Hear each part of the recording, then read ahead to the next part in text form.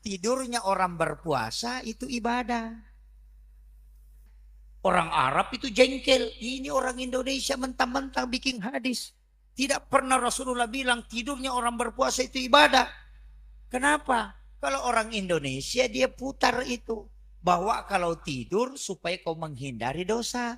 Karena kalau tidak tidur dia main Facebook. Sehingga pas selesai makan sahur, sudah sholat subuh langsung tidur. Bangun sholat duhur, sudah sholat duhur, tidur lagi.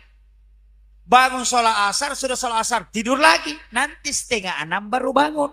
Langsung bilang, wih capek sekali saya puasa. Apa kau cuma puasa setengah jam?